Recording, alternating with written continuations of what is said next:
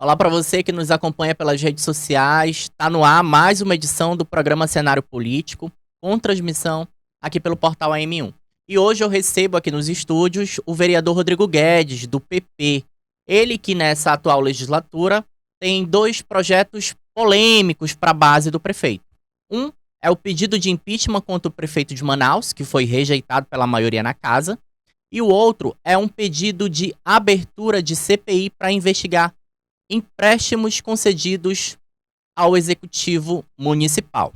É agora, ao vivo, com transmissão pelas redes sociais do portal AM1.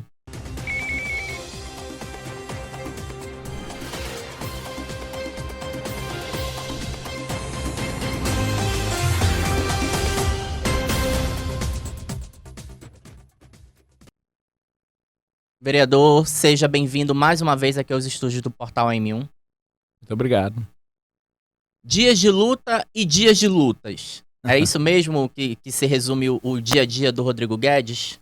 É dia de luta. Quando é que vai chegar os dias de glória? Eu acho que a glória, ela tá em você lutar, né, pelo certo. Para mim, isso já é a glória. O resultado não depende só de mim, né? Depende é um órgão, é um poder colegiado, o legislativo. Então depende de 41. Mas eu acho que a glória já está em fazer o certo, sabe? Isso pra mim já... Eu tô cumprindo ali o meu papel e eu tô dormindo com a consciência tranquila. De que eu não estou me calando, eu não estou me vendendo pro poder. Então pra mim isso já me satisfaz. Lógico, a gente gostaria de ter alguns resultados que pudessem ser mais efetivos, né, no sentido de fiscalização, de investigação, mas não depende de mim. Então eu tenho que fazer a minha parte e o resto a população que vai julgar. A gente só precisa que a população compreenda, né, porque o que acontece? Só para a gente ser bem sucinto. Quando o vereador, o deputado está do lado do poder, ele vota um monte de coisa que não deveria votar, só que ele tem a seu favor também a chamada máquina pública. Ele entra num bairro, asfalto, ele consegue um bueiro que está esculhambado, digamos assim, uma iluminação, uma cadeira de roda, uma cesta básica. E muitas vezes a população, com muitas necessidades, acaba, né, achando que, nossa, esse vereador me ajudou aqui. Só que ela não sabe, muitas vezes, o preço disso, né? Qual é o preço disso? Você ficar calado para as coisas erradas, corrupção. Que as coisas deveriam acontecer por si só, não porque o vereador conseguiu. As pessoas deveriam ter seus direitos independentes de vereador e de deputado. O vereador tá dormindo tranquilo? Tô. Tranquilo. Mesmo diante do processo lá que você usou as redes sociais para alertar a população, dizer que era muito grave o que estava acontecendo, que o líder do prefeito na base, né, o vereador Eduardo Alfaia, né, entrou com um processo na esfera o que, criminal? Criminal, Resume pra gente o que é esse pedido, se ele tem fundamento. Ano passado eu fiz teve um embate lá na Câmara e eu falei que ele é passador de pano de corrupção, falei que ele blinda o prefeito em todos os escândalos de corrupção, né? E também disse algumas verdades lá, né? O senhor se arrepende de alguma dessas falas? Nenhuma, nada. O mandato, ele confere a gente essa prerrogativa de você poder realmente falar isso que você não poderia se não tivesse mandato, né? Porque você é um representante da população. Se eu não puder falar, ninguém mais vai poder, né? Então não me arrependo não, falaria e vou falar uma oportunidade de novo, porque eu tô falando apenas a verdade. Ele faz isso mesmo, ele sabe. E como é que o senhor tá acompanhando esse pedido? É uma denúncia ou é uma queixa-crime? É uma queixa-crime, né, que segunda-feira, já dia 23, já tem a primeira audiência, né, de conciliação. Audiência de conciliação. Faz parte, né, do processo. Mas o senhor já chegou penal. A ser ouvido ou não? O rito é logo a audiência de conciliação. Que logicamente eu não quero, né? Fazer o quê? Conciliar pra quê? Se for pra eu admitir alguma coisa ou pedir algum tipo de desculpa, retratação, não tenho o que pedir nem desculpa, nem retratação. E esse processo pode deixar o senhor inelegível por 8 anos? Pode no sentido de Vamos supor um cenário de condenação. Se eu sou condenado ali nas penas, né? E eu já perco o réu primário. Já começa por aí.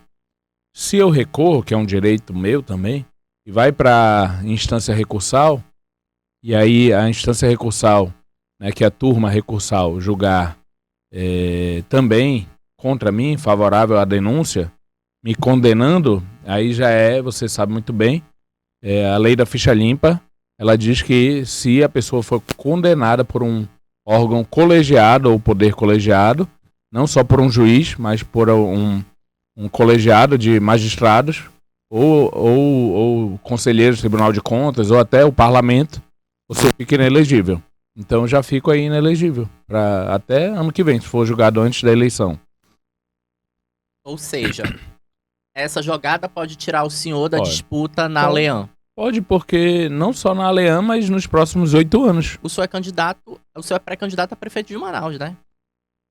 O senhor confirmou isso pra gente assim que o senhor foi eleito, o senhor esteve aqui nesse programa para falar sobre a trajetória. Precisa libertar Manaus desse... Então tira o senhor de duas eleições. Dessa péssima gestão desse grupo que tem feito muito mal para Manaus. Manauara tem sofrido muito com a qualidade de vida cada vez pior na nossa cidade. O senhor acha que esse movimento, ele é pessoal? Não sei, não tenho como dizer. Ou ele é único e exclusivamente político, de tirar o senhor da disputa por uma cadeira na Leão? Eu não tenho como dizer, né? Pode ser político, sim. Quem garante que não? É uma possibilidade. Porque a consequência é muito óbvia, né? Se houver ali condenação na instância recursal, se eventualmente eu for condenado ali por calúnia, injúria e difamação e não recorrer, eu posso não recorrer. Mas aí eu vou estar aceitando a pena. Você aceitaria? Né? O senhor quer correr o risco? Pois é, você aceitaria? Porque isso pode ser, numa audiência de conciliação, penso eu, que isso pode ser resolvido com um pedido de retratação pública. Mas retratação pelo quê? Pelo quê? Mas o senhor não acredita, o senhor não acha que os seus eleitores vão entender se o senhor fizer esse pedido de retratação? Não é só uma questão de eleitor. É uma questão de honra. Não tenho que pedir desculpa de ninguém. Eu não fiz nada de errado. Eu nunca processei, já passei por N situações. Ele mesmo, no mesmo dia, aí o vídeo, ele falou vagabundo e tal. Tem 2 anos, né? Não, foi ano passado. Não, mas tem 2 anos pro senhor decidir processar, né? Ainda tá no tempo. E eu mesmo não processei. Porque isso parece coisa assim de, sabe? Ou é político mesmo, ou é aquela coisa de a pessoa não gostou de ouvir as verdades e, sabe? Mas eu não vou pedir nenhum tipo de retratação, não tem porquê. Eu falei ali o que é meu papel de falar, meu entendimento. E não vou pedir, nem cogito essa hipótese, não. Agora, vereador, outro tema polêmico foi o pedido de impeachment que o senhor apresentou, né, aos seus colegas na Câmara Municipal. Sim. Precisaria de 14 assinaturas esse pedido de impeachment? Não, esse precisaria... Tem um rito lá, uma votação que se chama juízo de admissibilidade.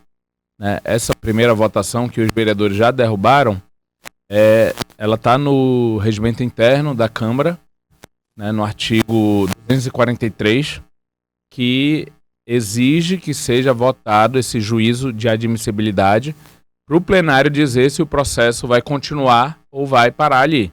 Então eles derrubaram, digamos assim, na primeira etapa. Porque se eles votassem a favor, pelo menos para investigar, para abrir um processo, uma comissão processante na Câmara, o que ia acontecer? A partir daí formalizaria o procedimento de impeachment, né? Mas eles mataram na primeira, eles cortaram, digamos assim, o mal, mas não é o mal, né? Eles cortaram o mal para eles pela raiz.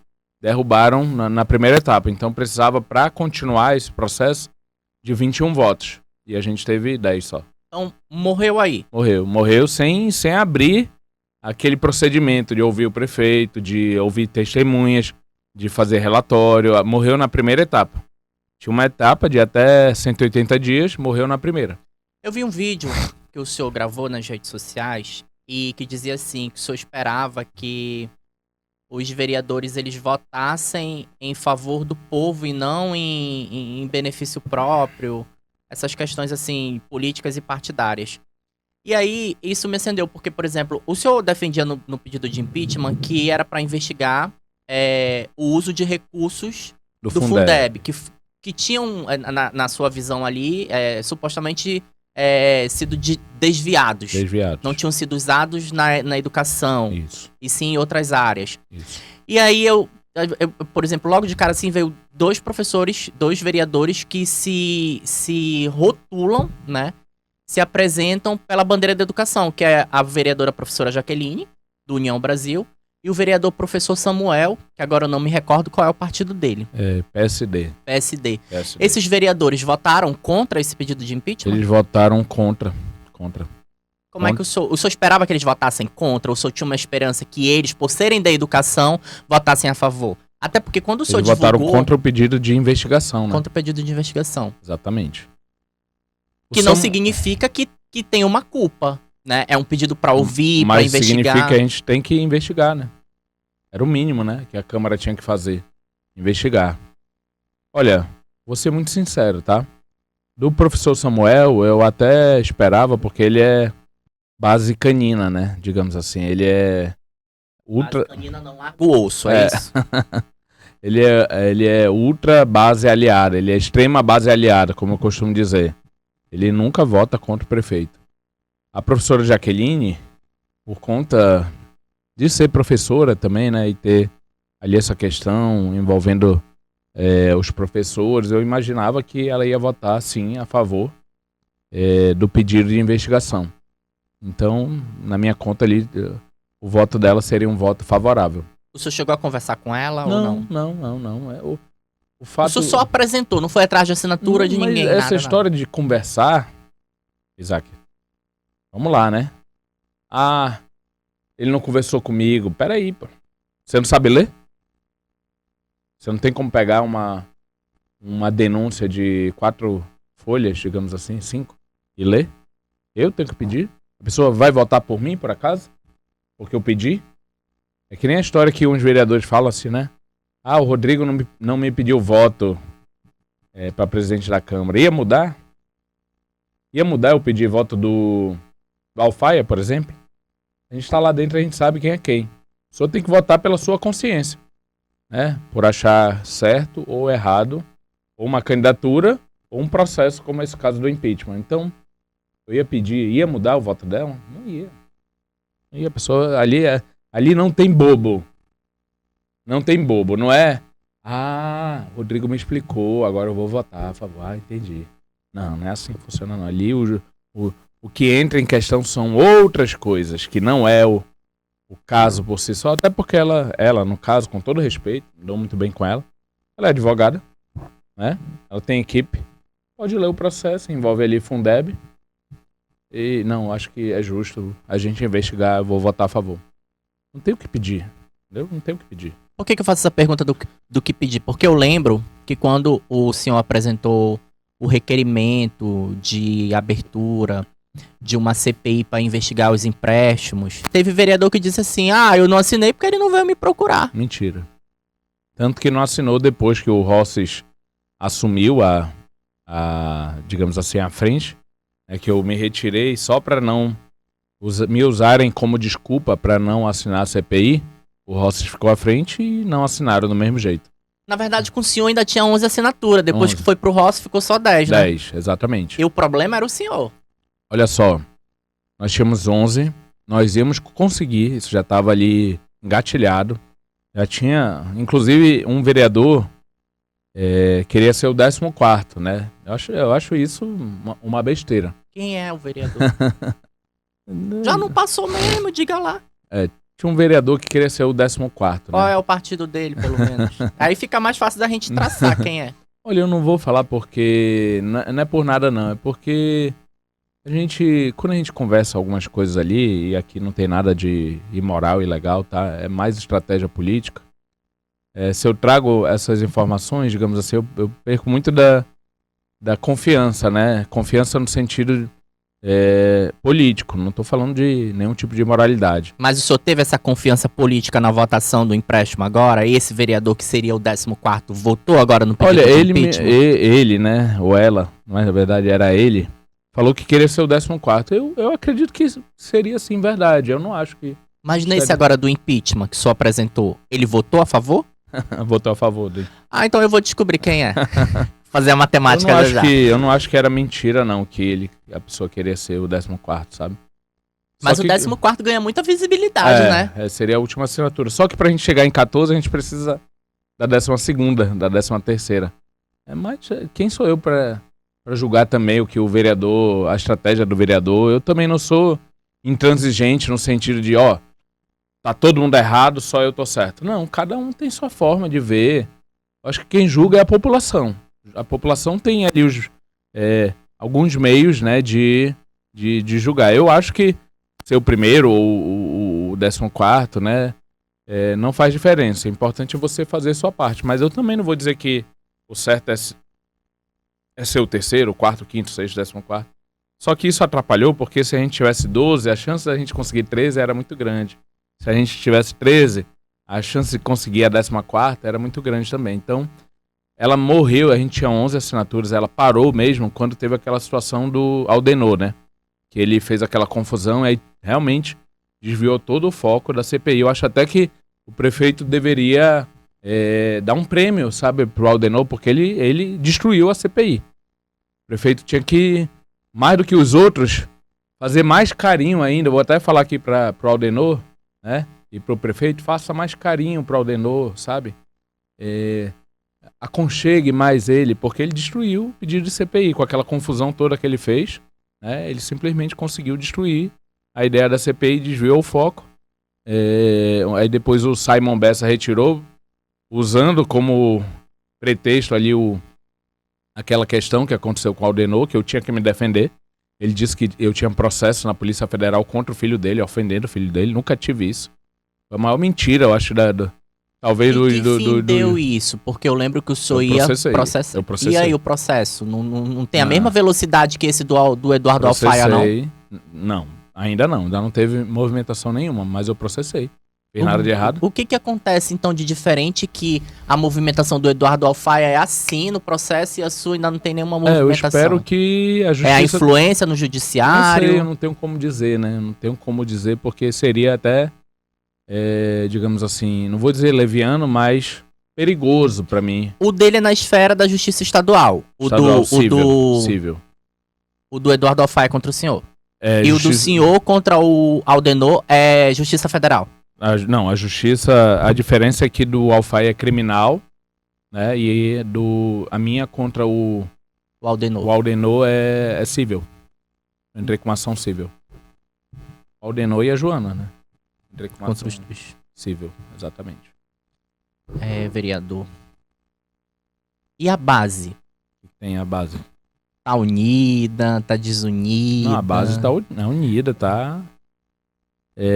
ninguém larga a mão de ninguém. Eu vejo assim que realmente o senhor tá focado ali na questão da CMM, mas eu vejo que outros nomes da base, que eu acho que eu nem vou citar aqui pra não me indispor, até porque de vez em quando eu digo, e aí vereador, vamos lá no programa Cenário Político, e aí se eu ficar citando aqui, ele pode dizer assim, quer me queimar e tudo mais.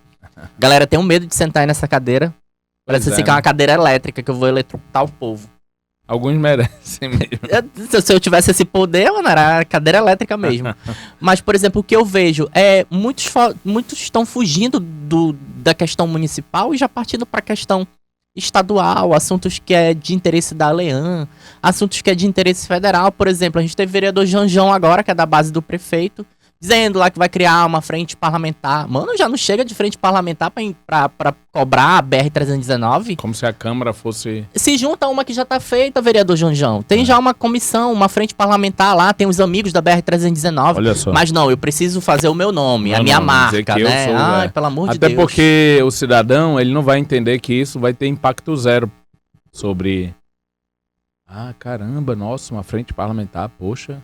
Gostei da iniciativa, parece que tá fazendo assim uma coisa que... Mais uma, né? Já não tá dando efeito aquela lá e eu vou mais uma. Mais uma. Todo parlamentar, na verdade, vamos ser bem direto, né? Que, vamos supor, vereador, prefeitura, né? Deputado, governo, deputado federal, senador, União, né? Governo federal. Então vamos classificar aqui em 3 colunas desse lado, né? Uma coluna, 3 linhas, né? Vereador, deputado estadual, deputado federal e senador na terceira. E aqui, prefeitura, governo do estado, governo federal. Quando você, cidadão, vê que um vereador ele está falando daqui, ó, das 2 linhas de cima, ele não está falando de prefeitura, ele só critica, cobra governo do estado ou governo federal, como acontece muito na Câmara, esse caso aí da BR, por exemplo, ele está enganando a população. Ele não está cumprindo a função dele de fiscalizar o executivo. Só que para não dizer que ele não tem pauta, que ele não cobra, e ele sabendo que muita gente não sabe as competências dos parlamentares, o que ele faz? Ele começa a bater em cima. O governo do estado, o 28 de agosto, por exemplo, ou o governo federal. E aí eu vou deixar uma coisa aqui muito clara. Ele pode sim, nada proíbe, tá? Nada proíbe. Ele pode falar do Platão Araújo, do 28. Só que se ele cumprisse primeiramente a função dele, quando ele só fala do Platão, do 28, do João Lúcio, ele não fala nada, nenhum dos problemas que está acontecendo no município, na competência dele, ele está enganando a população. É uma forma de dizer, olha, eu estou aqui lutando pelo povo. É mentira. Ele está fazendo uma questão política porque ele não tem coragem, ele está comprometido de fiscalizar o que é a competência dele, que é a prefeitura. Essa análise cabe bem ao Janjão? Por que eu pergunto? Porque Obviamente o Janjão cabe. é da base do prefeito, né? Cabe. Se ele fiscalizasse a prefeitura, aí ele poderia falar até da guerra do Irã com Israel, né? Mas ele pode, ele tem direito, ele tem. Mas quando faz isso, esse tipo de ilusionismo, digamos assim, é para justamente desviar o foco, né? Desviar o foco da verdadeira competência dele, que ele não age. E vale também, deixando claro, para deputado estadual, que fala da União, fala da prefeitura, mas não fala nada do governo. E vale para deputado federal e senador, que fala do estado, fala de prefeituras, mas não fala nada do governo federal. Então, por que eles fazem isso? Porque eles sabem muito bem que a população muitas vezes não tem essa informação. E aí eu vou deixar aqui uma coisa muito clara. Pode sim falar do que quiser. A democracia é isso.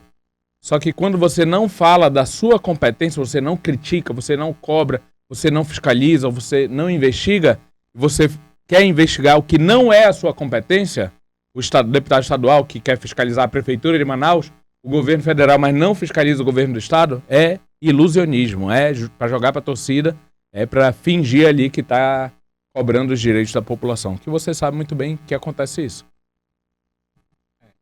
A gente tem percebido essas movimentações lá na CMM, principalmente partindo da base do prefeito, né? Ali, não estou criticando aqui dizendo que eles são incompetentes, mas a gente vê, assim, cobram outras áreas e ali onde eu deveria estar cobrando ali um posicionamento, eu não estou cobrando. Isso. E a gente vê mais da base, mais da oposição, no caso. Embora o senhor tenha dito 1000 vezes que o senhor não se vê como um opositor, né? O senhor se vê como um político independente. Mas a gente sabe que ali na base tem 2 situações, né? Ali na CMM tem base e oposição. Tem a situação, que é a base, né? E a oposição. E como é que tá a sua relação com esse time do PL? Eles estão próximos ao Rodrigo Guedes ou não? Eles estão ali... Sou o time, porque formaram tipo uma bancada da bala, né? Com exceção do Raif. Eu tenho uma relação cordial com eles. Uma relação de entendimento, não tenho nenhum problema. Respeito, né? Eles, apesar de eu ter algumas discordâncias, eu não sou de bancada da bala, por exemplo, mas é uma relação cordial. Eu tenho um respeito por eles. Eu gosto, assim, do trabalho. Acho que eles fazem um trabalho de fiscalização, isso é importante. Se tivesse ali mais 10 que fizesse o que a gente faz, muita coisa seria diferente. Agora sim, o senhor apresentou o pedido de abertura de processo de impeachment na quarta-feira. Foi. O regimento da casa dizia que na próxima sessão, né, pós a apresentação do pedido, isso, teria que ser feita a leitura, né, do pedido em plenário e a votação. Isso. Então foi uma coisa que não foi em cima da hora. Teve a quinta-feira, a sexta, o sábado e o domingo para se programarem. Isso. E aí a gente teve 3 vereadores que não participaram do processo de votação. Por quê? Foram 27 votos contra, 10 a favor. Isso. que soma 37. Nós temos 41 vereadores. Não O vota. Davi Reis, que é o Não presidente vota. da casa, não vota. Só Então, em caso de empate. faltou 3. O que aconteceu com os 3? Quem eram esses 3? Olha, quem faltou foi João Carlos, a Elmara Lins e a Thaisa Lippe. Eu não sei, eu não tenho como dizer, né, o motivo. O senhor tem boa relação com esses vereadores ou não? Uma boa relação eu tenho, sim. Agora eu não tenho como dizer o porquê de não estar na votação. Eu acho que tinha que estar, porque é uma votação tão importante, né? Você precisa votar. Você foi eleito para votar.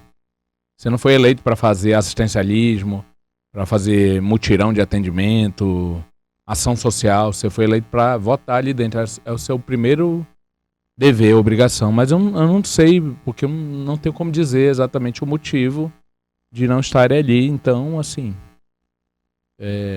não tenho como alegar o porquê que não estavam na votação, enfim. E a gestão do Davi Reis? Vamos lá falar de contratos sem licitações. Não para. Não para. Ele não fez nenhuma, né? Nenhuma licitação. E não para, é tudo sem licitação. Tudo sem licitação. Tudo alegando emergência, né? Emergência. Então, só que ele não abre os procedimentos licitatórios. Por exemplo, a gente está no mês 6 já. Você sabe muito bem, Isaac, porque você é quase um advogado. Já procedimentos já poderiam ter sido iniciados e concluídos. Uma licitação sem questões judiciais é 3 meses, 2 meses e meio. Tem ritos agora da nova lei de licitações que tornam o procedimento mais célere, mais rápido. Ele não quer fazer mesmo, para ele... Então, cada uma dessas eu formalizo no Tribunal de Contas a denúncia. Só que a gente precisa também que venha a resposta, né? Não adianta só formalizar e o Tribunal de Contas permitir que continue esse desvio de legalidade dentro da Câmara. Corrupção mesmo, porque corrupção não é só do ponto de vista moral, tá? Não estou falando do tipo penal corrupção, mas improbidade administrativa não é só quando alguém chega aqui e te entrega uma mala de dinheiro. É quando você desrespeita a lei, quando você não faz procedimento licitatório, quando você contrata das formas diversas do que a lei exige. Então é isso que está acontecendo e a gente precisa que os órgãos que têm o poder, porque eu não tenho, só tenho o poder de denunciar, falar e cobrar, mas que eles deem um freio nisso, basta nessa corrupção desfreada, sem nenhum tipo de pudor na Câmara Municipal de Manaus. O senhor sabe, por exemplo, o senhor leva essas denúncias pro TCE. O senhor sabe se elas já estão com algum conselheiro? O senhor tem esse conhecimento? Que o senhor não pode dizer aqui, que eu sei que são muitas, né? Mas se o senhor já tiver conhecimento, ou se o senhor é notificado, ó, isso aqui tá com o conselheiro tal. Normalmente elas demoram bastante para ser julgadas. Aí eu não vou aqui também, longe de mim, Diz assim que vão priorizar os pedidos do Rodrigo Guedes. Mas eu queria saber se o senhor tem como saber. Tem como acompanhar. O senhor recebe um protocolo e acompanha com quem tá, né, quando for distribuído. Só que a maioria ainda não foi julgada. Tá ali, vai pra... Porque quando chega lá no Tribunal de Contas, como é que funciona, né? Eu faço a denúncia, ela vai para um setor técnico. Ela não vai direto pro conselheiro. Vai se eu pedir a cautelar, tá? Mas vai pro setor técnico, o setor técnico faz um parecer técnico conclusivo, aí vai para o Ministério Público de Contas, junto ao Tribunal de Contas, e aí depois vai pro julgamento, vai para um relator, o relator faz o relatório e vai pro julgamento no plenário, nos 7 conselheiros. Então esse trâmite às vezes demora muito. Eu não quero aqui julgar, né, o porquê, mas teria que ser mais célere, teria que ser um procedimento que desse mais celeridade, justamente porque as questões trazidas depois de um ano não dá, mas não tem mais. O assunto já passou, já morreu, já terminou até o contrato, digamos assim. Então, essas questões, elas são urgentes, elas são imediatas e elas teriam que ser julgadas assim com uma celeridade maior. Para a gente ter um resultado que a população busca, né? Uma resposta, sim ou não, mas a resposta tem que ter. E o concurso da CMM? Pois é, o concurso foi aquela barbeiragem, né, do Davi Reis. Ele cancelou o concurso, anulou, sem o trâmite necessário, porque tem que ter um trâmite necessário, burocrático, interno, lá na na Câmara. Isso é uma exigência do processo administrativo, precisa da motivação administrativa. Não é só chegar assim e dizer, eu vou cancelar aqui, tá aqui. Cancelei. Tinha que ouvir parte, tinha que ter um procedimento dentro da Câmara para isso. Né? Teve sim a indicação, a recomendação do Ministério Público. Eu estava presente na reunião com 24 vereadores, eu era um deles. Fui o único que votei ali, porque o Davi Reis colocou em votação. Fui o único que votei contra, né?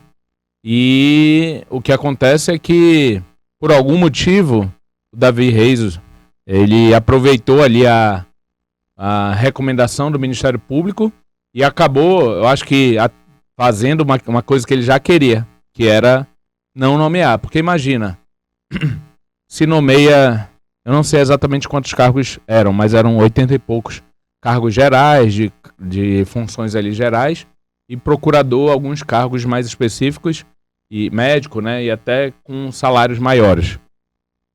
Mas vamos colocar que fossem, digamos assim, 10 dos outros cargos, mais 85 cargos gerais, dá 95. Imagina o que se, vou dizer gastaria, porque eu não vejo como gasto, mas vamos colocar, né, o que consumiria de orçamento, né, o que se utilizaria de orçamento pagando folha de 95 pessoas. Ele já economizou só agora 6 meses. Bota na ponta do lápis aí. E tu acha que ele quer gastar, digamos assim, com concursados, com efetivos? Não quer. A gente sabe. A gente sabe muito bem. Inclusive, na reunião ficou muito claro. E eu não falo com irresponsabilidade, não. Nessa reunião que foi fechada, não sou a favor de reuniões fechadas, mas foi fechada. O que foi dito de forma uníssona lá, por ele e vários vereadores, era que não tem orçamento para nomear essas pessoas.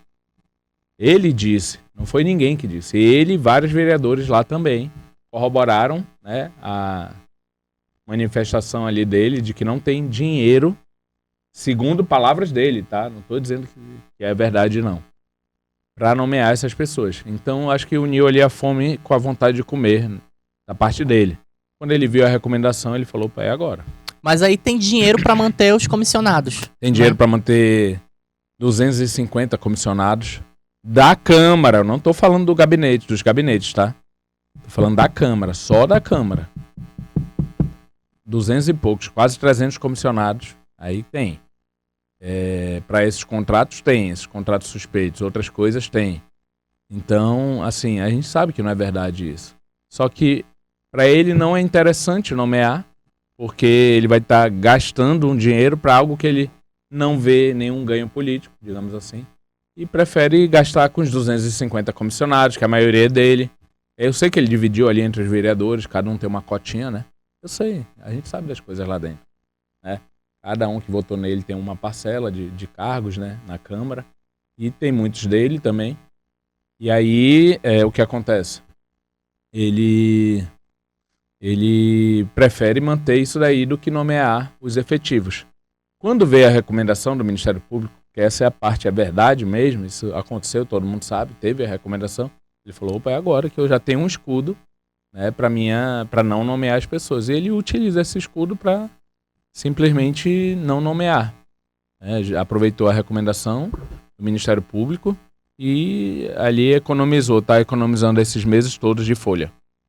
E já que a gente está falando de presidência da CMM, vamos falar da vice-presidência. Jander Lobato. O vereador aí... Para mim, isso é a minha visão. Tá? Ele pode gostar ou não. Na legislatura passada eu via ele como uma planta. Nessa eu já tô vendo tipo como líder do BBB. Qual é a avaliação do Rodrigo Guedes? O poder de fato muda as pessoas? Porque na legislatura passada ele não era vice-presidente. Nessa ele é. Agora ele tá, né? Grande assim, né? Tá tipo o Xerxes, né? Lá enfim, da história.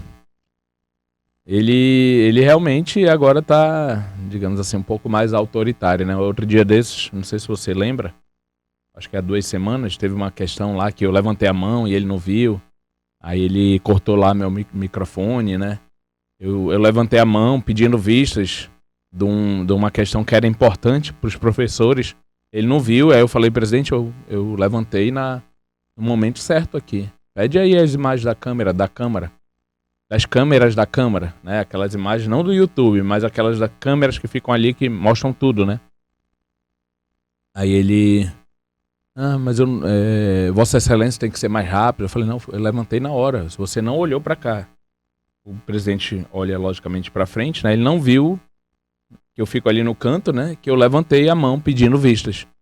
E ele se recusou a voltar atrás e tal. Então, ele tá realmente... Desse jeito eu tenho uma relação pessoal, assim, de conversa cordial com ele, mas tá um pouco Alexandre de Moraes, digamos assim, sabe? Então, João de Lobato é o novo Alexandre de Moraes da CMM. Ele tá bem Alexandre de Moraes lá, ele tá cortou o meu microfone lá, se recusou a admitir, né, que eu levantei a mão, era só, se ele realmente não tinha visto, ok, pode acontecer.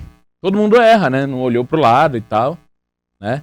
Mas ele poderia muito bem... alguém aí, realmente o vereador pediu vistas, eu não vi. Pega as imagens aí. Então ele pediu realmente vistas, né? No tempo certo. Não vamos conceder porque é uma questão de justiça. Não, ele cortou e pronto, e ficou por isso mesmo, sabe? Aquele árbitro, digamos assim, que sabe que errou, mas se recusa a voltar atrás só pra não dar o braço a torcer. E tem acontecido isso, não é a primeira vez, não. Ele tá grandinho, assim, tá crescendo, sabe? Teve colega seu, eu digo colega seu porque é vereador na CMM e também porque faz parte do time da oposição. E já começou as visitas ao interior, já tá ali de olho numa vaga na Leã, talvez na Câmara Federal. E aí o Rodrigo Guedes vai começar a fazer essas caravanas pelo interior ou vai se confiar só no voto da galera da capital? Não, eu acho que todo mundo pode sim, né? Acho que é uma aspiração legítima, cada pessoa que está na vida pública ter suas pretensões políticas. O Lula, que é o presidente, ele não tem a pretensão de se reeleger, apesar de não falar. O Bolsonaro, que é o ex-presidente, ele não tem a pretensão de se candidatar a presidente de novo. Tarcísio, não tem? Então essas pretensões são mais do que legítimas, né? Mas eu agora, é tanta demanda municipal que quando a gente vê que agora eu vou ter um tempo a mais pra fazer outras articulações e aí aparece outra bomba. Dá nem tempo pra ir ali no Iranduba pedir olha, daqui ano que vem eu vou estar candidato. Não tá dando tempo nem de ir nas cachoeiras de Presidente Figueiredo. A cachoeira é mais longe, né? 107 km, Iranduba é aqui, 27, vereador. Você consegue fazer Iranduba e Manacapuru. Um dia desse eu fui em Manacapuru. Eu fui em Iranduba também. Então, assim, por exemplo, agora, tava tudo mais tranquilo, né? E aí vem essa questão do não pagamento da passagem dos ônibus, né? Transporte coletivo em dinheiro. Aí já muda tudo, eu já tô focado na ação judicial, que a gente vai protocolar ou hoje ou amanhã. O senhor e mais quem? Eu sozinho.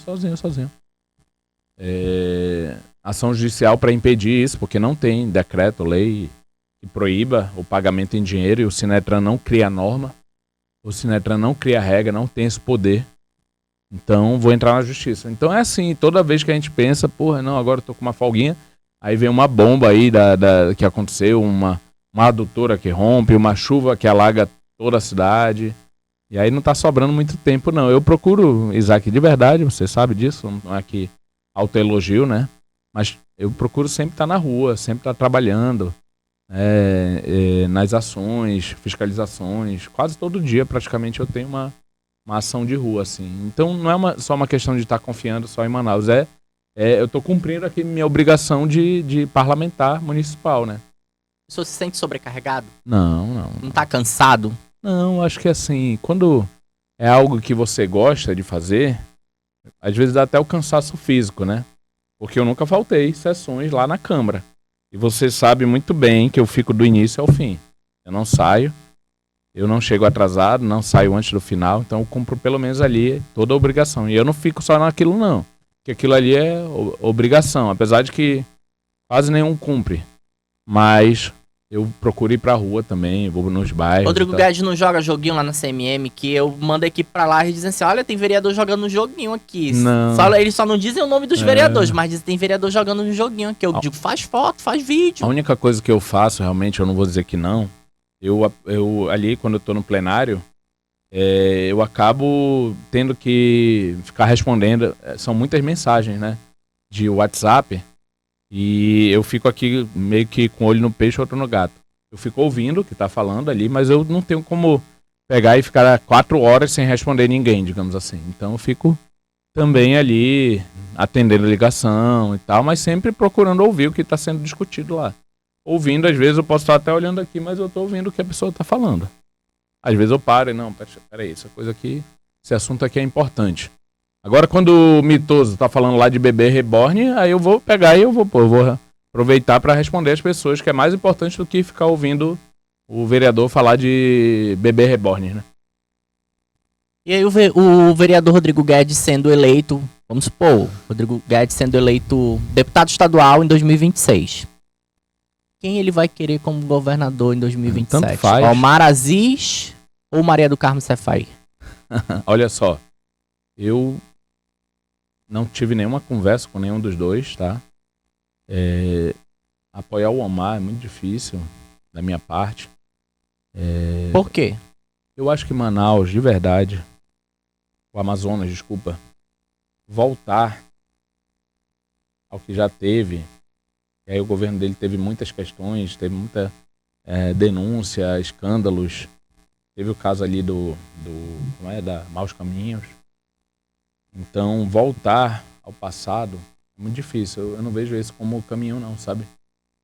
Manaus teve, digamos assim, uma dinastia, vindo ali do Gilberto, Barra Amazonino, depois Eduardo, Omar, aí Melo, que é tudo filho ali do Gilberto. Aí volta para Omar. Será se a gente não conseguiu produzir nesse tempo todo nada que fosse melhor do que retornar ao passado? Será? O Amazonas não teve essa capacidade entre todas as pessoas públicas de produzir alguém que fizesse uma forma diferente de fazer política. Eu não vou chamar de nova política, mas uma forma diferente. Então, assim, eu não sei ainda quem serão os candidatos. O Davi pode ser candidato. E se chegar na reta final, por exemplo, ficar Davi versus Omar, como é que fica a minha situação? Né? Se eles forem candidatos e forem pro segundo turno. O que eu vou fazer? Né? Porque... Você vai votar branco? Não, porque olha só, apoiar o Davi, impensável, né? Mas se o senhor tiver que escolher um dos dois, Omar ou Davi? Tá aí uma escolha. Davi vai representar a renovação. O Omar é voltar. O problema é que o Davi também, essa renovação que ele, né, poderia dizer que está tentando representar, ela foi totalmente, né, ruim para Manaus. Uma gestão com muitos escândalos também. Então a gente fica numa situação que é isso que talvez o povo esteja pensando. Essa renovação não deu certo, vou voltar para trás. Tem gente querendo sim, cogitando ali a volta dos antigos, né, caciques, Omar, Eduardo, por conta dessa questão dessas experiências que foram muito problemáticas aqui em Manaus, no Amazonas. Então, entre Omar e Maria do Carmo, Rodrigo Guedes, Maria do Carmo. Olha só, Omar, eu não posso dizer que eu apoio, né? E se ela for a candidata... Vamos lá, vereador, não dá pra ficar em cima do muro aqui. O senhor não fica em cima do muro lá na CMM, é escolher um ou outro. Não, é porque... Ou então dizer assim, vou nela que é menos pior. Não é só essa questão, tá? E muito menos qualquer tipo de negociação ou acordo político, tá? Eu não me vejo de jeito nenhum apoiando o Omar, deixando muito claro isso. Eu não me vejo na capa do Omar, não me vejo... Agora eu preciso saber o que vai estar do outro lado aqui. É ela, mas como? Em que grupo político? Através de quem? Então preciso de outros fatores também, né? Pra gente, digamos assim, chancelar essa decisão. Vai ter outra chapa, outro candidato, ela vai ser mesmo candidata. Eu só não me vejo apoiando o Omar. Não me vejo essa hipótese, sabe? falando, já que a gente está falando do senador Omar Aziz, eu estive com o Chico Preto aqui, né, ocupando essa mesma cadeira, essa mesma bancada. Acredito que a entrevista com ele, eu não lembro agora, mas não tem muito tempo, acho que não tem uma semana, você pode conferir nos nossos canais. Eu assisti alguns cortes. Ele disse, eu perguntei dele assim, o senhor vê hoje na CMM algum vereador que se aproxime do que o senhor foi, ou o senhor se veja nele um pouco? Ele disse, sim, o Rodrigo Guedes. E aí eu perguntei dele assim, fiz essa pergunta pra ele, eu faço também pro senhor, perguntei assim, o senhor acha que em alguns casos, ele extrapola demais na cobrança, na fiscalização, naquele perfil, isso pode ser prejudicial pra ele? Aí ele disse assim pra mim, tudo que é demais pode ser prejudicial. Só que ele não disse que o Rodrigo Guedes é demais, ele só disse que tudo que é demais pode ser prejudicial. Hoje o Rodrigo Guedes é demais, tá precisando dar uma freada ou não? Olha, primeiramente... Tá sem freio. Primeiramente é uma honra pra mim, né, receber essa manifestação do Chico Preto, tá? Eu vou até pegar isso daí, ainda bem que você falou, porque eu não sabia. Então é uma honra, eu me sinto muito honrado, é um cara inteligentíssimo. Chico Preto é uma pessoa que ele contribuiu muito, ele ficou ali sozinho, como oposição, digamos, ao Arthur, eu não chamo nem de oposição, cumprindo a função de vereador mesmo. E olha que eu era do governo do Arthur, né? Eu era secretário, mas é aquilo mesmo. Se tivesse 5, 10 pra lutar com ele, talvez outras coisas, porque quando tem oposição, quando tem fiscalização, as coisas melhoram. Você sabe disso, é uma consequência inevitável. Porque se todo mundo ficar calado, significa que tá tudo bem, que não precisa mudar nada, que nenhum bairro tá com problema, que nenhuma UBS tá com problema, que nenhuma obra tá em atraso. Então, ele ficou ali como um cavaleiro solitário, né? Nessa trincheira de fiscalização. E algumas pessoas falam isso, exagera e tal, em relação a mim, né? Mas eu te digo, Isaac, tranquilamente que eu falo 10% do que chega. Não é que eu passo pano para 90%, não. É porque chega tanta denúncia, se eu fizesse tudo, eu ia ter que postar por dia 15 vídeos, pelo menos. Então, não é que eu ignore denúncia, é porque é muita coisa que chega. Rodrigo, aqui na rua tal, tá desse jeito, e a pessoa manda foto.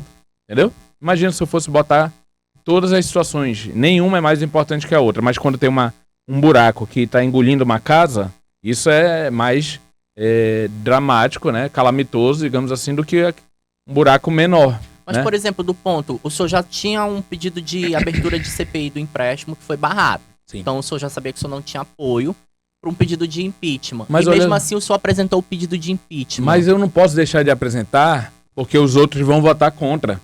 Imagina se eu ou você dissesse assim, não, isso aqui não... isso daqui não vai dar resultado, não vou fazer. Não, o meu papel é fazer o certo, né? Imagina se você, por exemplo, pensasse assim, não, tem gente que rouba e eu vou roubar também, né? Tem um monte de gente que comete crime e eu vou cometer também. Então, assim, meu papel é cumprir a minha obrigação. Só que eu não posso responder pelos demais vereadores, nem pelos outros órgãos e poderes. Quando eu faço uma denúncia no Ministério Público, na Justiça, no Tribunal de Contas, eu estou ali fazendo o meu papel. Eu não tenho como dizer o que eles vão responder. Se eles vão julgar favorável ou se os vereadores vão votar favorável ou contra. Eu só não posso deixar de fazer por conta do resultado que pode acontecer, ou até um provável, possível resultado. Porque se todo mundo pensar assim, aí todo mundo fica calado e aí não precisa mais de vereador, não precisa mais de parlamentar, não precisa mais fazer o certo, é todo mundo aceitar o status quo e o que está acontecendo. O senhor acredita em um aparelhamento político dos órgãos de controle e fiscalização com o Poder Executivo e o Legislativo? Olha só, o que a gente precisaria era de mais celeridade acima de tudo, né? Eu não tenho como dizer que Justiça, ou Tribunal de Contas, ou Ministério Público estão comprometidos ou estão vendidos, isso eu não tenho como dizer, né? O que eu me ressinto mais, na verdade, é da demora. Às vezes eu faço uma denúncia e 2 anos depois, isso já aconteceu, 1 ano e meio depois, o Ministério Público abre um inquérito. E aí tu pensa assim, pô, mas agora, né? É porque assim, o senhor me falando aí, o senhor tem um mandato. Né? Agora, lógico, Tem tem no Ministério Público também questões, eu não vou dizer que compromete a questão ética. Às vezes falta promotor, sim, tá? Às vezes falta equipe técnica, concurso, pessoas lá efetivas para fazer as coisas andarem mais rápido. Então tem outros pontos incidentes, sim, sabe? Porque, por exemplo, ouvindo todo esse... eu vejo como um desabafo, né? Boa parte um desabafo do vereador Rodrigo Guedes aqui. Que aqui só não tá me apresentando propostas, né? E aí, eu vejo assim, o senhor é um cara que tem mandato... Porque você não perguntou. Não, mas não insiste, senão vai... Ó, a gente já extrapolou o tempo. Se eu for perguntar as propostas, eu sei que o senhor tem muitos, acompanha nas redes sociais. Não só o senhor, como os outros parlamentares, eu vejo que o senhor é um dos que mais apresenta propostas e defende classes... Não é nome de rua, classes, não, tá? Mudança de nome de rua, não. E aí eu vejo que o senhor tem um mandato, o senhor tem já um conhecimento, o senhor já é reeleito, o senhor sabe como é que funciona, o senhor não é marinheiro de primeira viagem, o senhor tem toda uma equipe à sua disposição. E aí mesmo com tudo isso, a facilidade que o senhor tem de ir até um órgão, ou mandar alguém até um funcionário da sua equipe ir lá e protocolar o documento, mesmo assinado pelo senhor digitalmente, né? Que eu sei que muitas vezes, ou em quase todas, o senhor vai presencialmente fazer esse protocolo.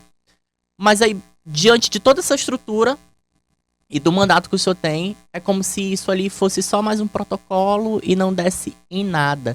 E é tipo assim, eu como eleitor me colocando aqui na posição de eleitor e de cidadão, eu vejo que tipo assim, pô, se um vereador que a gente votou para nos representar, para cobrar os órgãos de fiscalização, tá fazendo o papel dele, os órgãos de fiscalização de controle não estão dando retorno, quem é que a gente vai... De quem é que a gente vai pedir socorro? Do 190? Não atende, né? 190. Na maioria das vezes. Pode ligar aí. Mas qual é o ponto, né, Isaac? Eu tenho que fazer minha parte. Eu gostaria, sim, que fosse... Eu gostaria que fosse julgado os casos, as denúncias com mais celeridade, mas eu não posso deixar de fazer. Se eu aceitar vai demorar ou não vai dar em nada, e eu não tenho nem mais o que fazer ali como vereador. Porque... Com a Câmara eu não posso contar. O que me resta? Como é que eu digo que eu não posso contar com a Câmara? Se eu apresentar ali um requerimento, uma denúncia, um processo, né, de abertura de CPI, eles não assinam, eles não chancelam, eles não subscrevem. E aí só me resta também, e eu utilizo mesmo assim, aí me resta formalizar nos órgãos. Então, assim, eu tenho que fazer a minha parte. E aí o resto não cabe a mim, né, dizer o porquê, né. Lógico que eu gostaria de respostas mais rápidas dos órgãos de fiscalização, controle, mas não tenho como dizer assim. Vou te dar um exemplo aqui só pra gente ser bem rápido. Segunda-feira passada foi apresentado o projeto de lei de reajuste dos professores, profissionais de educação, né, projeto de lei 350. Não estou falando nessa agora, não. Na retrasada. Na semana passada. Tanto na segunda-feira passada quanto nessa agora, eu consegui convencer todos os vereadores que estavam presentes na reunião das comissões de que estava errado o cálculo. Eu convenci, todos disseram, e foi gravado, tá? Todos disseram realmente está errado. Mas nem por isso eles mudaram. Eles assumiram que o cálculo da inflação estava menor. Eles erraram o mês, né? Daria uma diferença. Independente do valor, se for 10, 20 reais, o professor tem que ter 20, 30, 40 reais a mais, se for o direito dele. E nem por isso eles mudaram. Eles assumiram realmente está errado.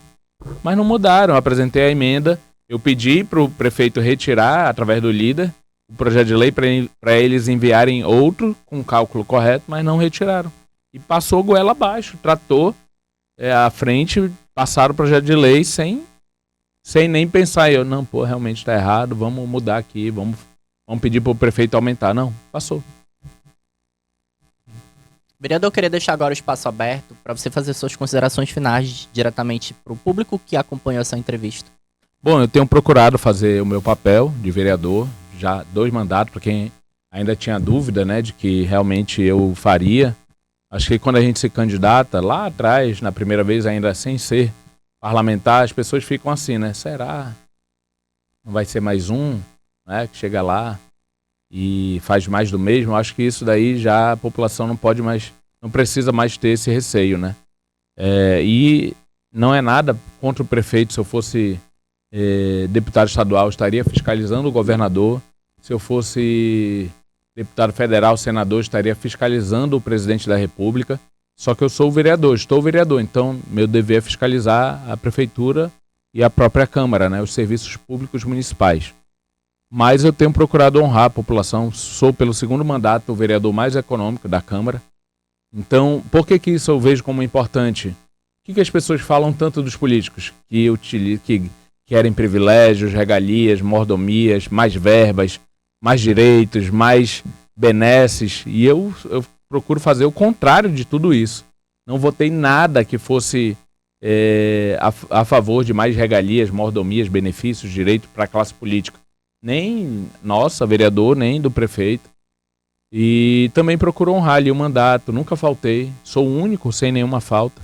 Fiquei 4 anos no primeiro mandato sem faltar nenhuma vez. Agora 6 meses também, sem faltar nenhuma vez, vou continuar assim, né? Porque é o mínimo que eu acho que o parlamentar tem que fazer para moralizar a coisa pública. Pega o exemplo aí do governo federal. Todo mundo falando em quê? Cortes de gastos, controle, né, o orçamento, controle fiscal, ajuste fiscal. E aí o que os deputados federais fazem, os senadores? Ajuste fiscal só para o povo. Corte de BPC, corte de ganho real no salário mínimo, mas para eles é mais fundo partidário, fundo eleitoral, acumular aposentadoria com salário. Então, para a classe política, não vale essa regra do corte de gastos, controle fiscal. É só para o povo. É sempre no lombo do povo. Então, assim, qual é o meu grande pedido para a população? A população tem o poder de mudar. O grande problema é que boa parte, na hora H, é quem dá R$100. É real. É quem dá R$200, é quem contrata R$500, né, para ficar ali na campanha ou ficar na rede social ou conseguir quantos votos. Tá assim. Então não adianta também a gente só reclamar da classe política e na hora H eleger a mesma galera que não fiscalizou, que está envolvida em escândalo, que gastou dinheiro público de qualquer jeito, que votou a favor de benefício para a classe política, que votou a favor de aumento de imposto. Aí nada vai mudar. Então a gente tem que, mais uma vez, fazer ali o chamado para a população.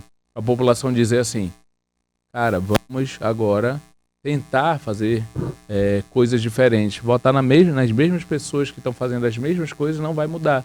Aí a gente não pode reclamar depois. Então é isso, ali uma reflexão, né, que eu trago, mas a população tem que se atentar do poder que tem, que é um poder que deve ser exercido sim no dia a dia, cobrando, fiscalizando a classe política, mas acima de tudo na eleição. Muito obrigado, vereador.